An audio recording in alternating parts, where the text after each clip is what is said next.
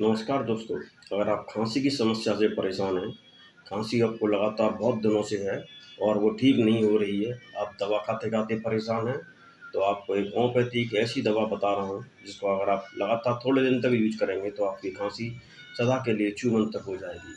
दवा का नाम है जस्टेसिया 30।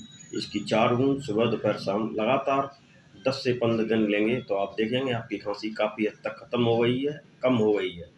ऐसी हेल्थी टिप्स पाने के लिए हमारे पेज को लाइक करें और फॉलो करें और इस वीडियो को और लोगों तक पहुंचाने के लिए इसको शेयर करें।